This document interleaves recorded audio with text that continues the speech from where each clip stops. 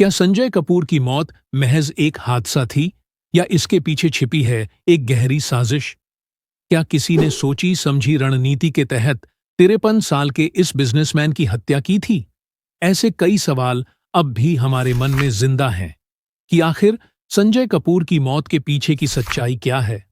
आखिर इतने high profile case में ऑटोप्सी रिपोर्ट छिपाने की जरूरत क्यों पड़ी? संजय कपूर की मां रानी कपूर जी के दावे के बाद क्या और उलझने वाली है संजय कपूर की मौत की गुत्थी? दोस्तों, ऐसे ही कुछ बेहद ही जरूरी सवाल हैं जिन पर अब हम बात करने वाले हैं। लंदन के पोलो मैदान में हुई संजय कपूर की रहस्यमयी मौत ने न सिर्फ उनके परिवार बल्कि पूरे कॉरपोरेट और बॉलीवुड जगत को हिलाकर रख दिया। उनकी मां रानी कपूर जी ने यूके पुलिस को एक सनसनीखेज पत्र लिखकर दावा किया है कि उनके बेटे की मौत कोई प्राकृतिक कारण या दुर्घटना नहीं, बल्कि हत्या, षड्यंत्र, धोखाधड़ी और जालसाजी का नतीजा हो सकती है। रानी कपूर जी का कहना है कि इस साजिश में यूनाइटेड किंगडम, भारत और अमेरिका के लोग शामिल हैं। 30,000 करोड़ों रुपए की विरासत और सोना कॉमस्टार जैसे ऑटोमोटिव साम्राज्य के मालिक संजय कपूर की मौत ने अब एक कॉरपोरेट जंग को जन्म दे दिया है, जिसमें सास बहू का ड्रामा, संपत्ति विवाद और हत्या की आशंका जैसे सवाल हवा में तैर रहे हैं।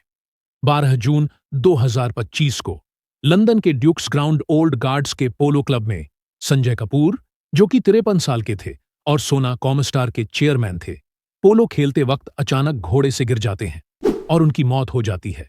और यहीं पर आधिकारिक तौर पर उनकी मौत का कारण हार्ट अटैक बताया जाता है।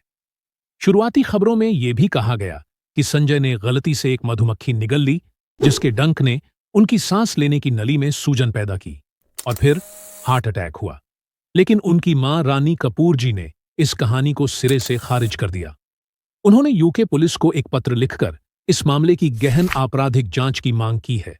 उनका कहना है कि उनके पास ऐसे कई सबूत हैं जो संजय की मौत को एक सुनियोजित साजिश बता सकते हैं।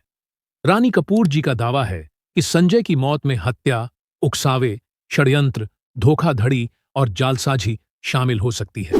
उन्होंने अपने पत्र में लिखा, मेरे पास ऐसे कई रिकॉर्ड्स और तथ्य हैं जो जाली दस्तावेजों, संदिग्ध संपत्ति हस्तांतरण और संदिग्ध कानूनी फाइलिंग की ओर इशारा करते हैं, और ये उन लोगों की मिलीभगत को दिखाती हैं जिन्हें मेरे बेटे की मौत से आर्थिक फायदा हुआ है। रानी कपूर जी का इशारा संजय की तीसरी पत्नी प्रिया सचदेव और कुछ अन्य व्यक्तियों की ओर माना जा रहा है, हालांकि उन्होंने किसी का नाम साफ तौर पर नहीं लिया है। संजय कपूर एक बिजनेसमैन थे जिन्होंने सोना कॉमस्टार को ऑटोमोटिव इंडस्ट्री में एक बड़ा नाम बनाया। इस कंपनी की वैल्यू करीब 80,000 करोड़ बताई गई है और ये प्रिसीजन, फोर्ज्ड गियर्स और ड्राइव लाइन कंपोनेंट्स बनाती है। संजय कपूर भले ही भारतीय मूल के थे, लेकिन उनका अधिकतर जीवन अमेरिका में बीता। उनकी सोच, उनका काम करने का तरीका और यहां तक कि उनकी नागरिकता भी डुअल थी। अमेरिका में उन्होंने इनोवेशन थ्रू सस्टेनेबिलिटी नामक एक थिंक टैंक की स्थापना की थी, जो गूगल और मेटा जैसी कंपनियों के साथ मिलकर काम करता था। इसीलिए अमेरिकी मीडिया उन्हें इंडियन अमेरिकन टाइकून कहती थी, लेकिन उन्होंने हमेशा अपने हस्ताक्षर में प्राउडली इंडियन लिखा। दोस्तों, वीडियो में आगे बढ़ने से पहले हमारी आप सभी से ये प्रार्थना है, हमारे चैनल बॉलीवुड बायो टाइम को आप अभी सब्सक्राइब कर लीजिए और वीडियो को लाइक करके हाइप देना बिल्कुल भी ना भूले। संजय भारत के ऑटोमोटिव कंपोनेंट मैन्युफैक्चरर्स एसोसिएशन यानी ACMA के प्रेसिडेंट थे और हाल ही में CII confederation of Indian industry के उत्तरी क्षेत्र के चेयरमैन चुने गए थे। संजय की निजी जिंदगी भी सुर्खियों में रही। उनकी पहली शादी 1996 में फैशन डिजाइनर नंदिता मेहतानी से हुई, जो 2000 में खत्म हो गई। फिर 2003 में उन्होंने बॉलीवुड एक्ट्रेस करिश्मा कपूर से शादी की, जिनसे उनकी बेटी समायरा और बेटा कियान है। लेकिन ये रिश्ता भी 2014 में टूट गया और 2016 में दोनों का तलाक हो गया। 2017 में संजय ने मॉडल और उद्यमी प्रिया सचदेव से शादी की, जिससे उनका एक बेटा अजय रियास है और प्रिया की पहली शादी से एक बेटी सफीरा भी है। संजय की मौत के बाद उनकी मां रानी कपूर जी ने पहली बार पब्लिकली अपनी बात रखी है। एएनआई को दिए एक इमोशनल इंटरव्यू में उन्होंने कहा, मुझे अभी तक नहीं पता कि मेरे बेटे के साथ हुआ क्या। मैं अब बूढ़ी हो चुकी हूं। मुझे जाने से पहले कुछ सुकून चाहिए। रानी कपूर जी ने सोनाकॉम स्टार को लेकर भी अपनी भावनाएं जाहिर कीं। उन्होंने कहा, ये कंपनी मेरे पति सुरिंदर कपूर और मेरे परिवार ने बड़े प्यार, त्याग और मेहनत से बनाई थी। मैं नहीं चाहती कि हमारी विरासत खत्म हो। रानी कपूर जी का कहना है कि उनके पास कई सबूत हैं जो संजय की मौत को एक सुनियोजित साजिश की तरफ इशारा कर रहे हैं। उन्होंने यूके पुलिस से मांग की है कि medical reports, financial records, digital data और सीवीसीटी फुटेज की फिर से जांच की जाए।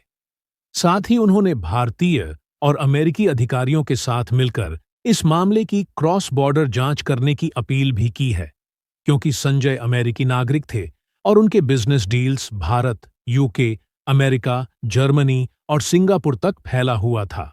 दोस्तों, वीडियो में आगे बढ़ने से पहले हमारी आप सभी से ये प्रार्थना है, हमारे चैनल बॉलीवुड बायो टाइम को आप अभी सब्सक्राइब कर लीजिए और वीडियो को लाइक करके हाइप देना बिल्कुल भी ना भूले।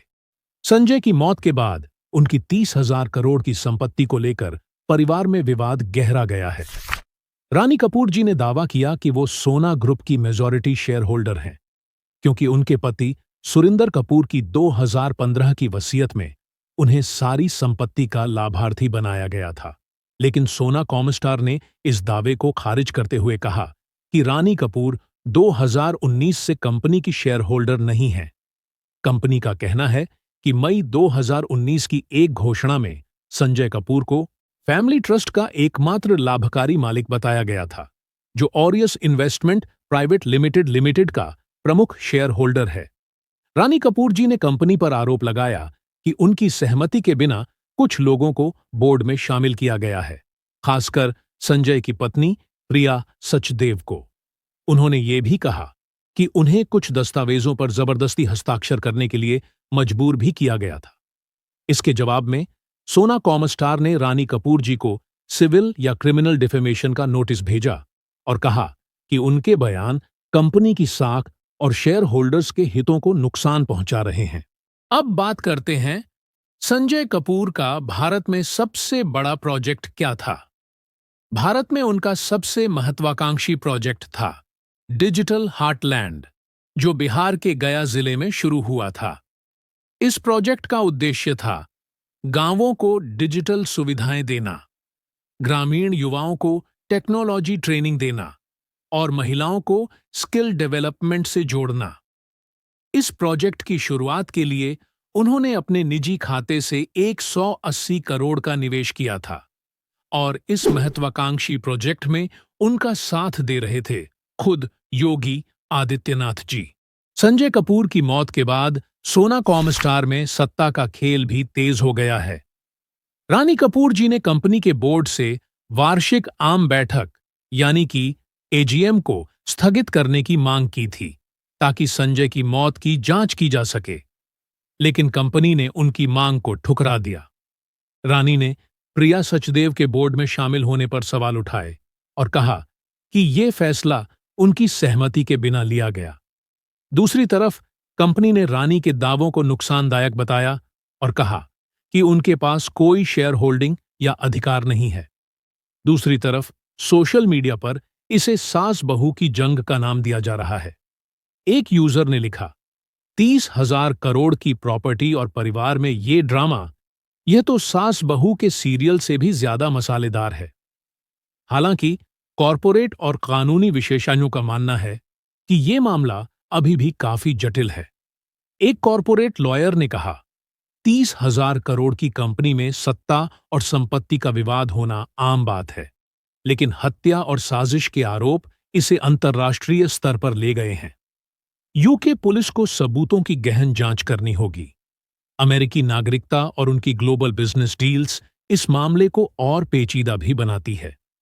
संजय कपूर की मौत ने कई सवाल खड़े कर दिए हैं। क्या ये वाकई एक हादसा था? क्या इसके पीछे कोई गहरी साजिश है?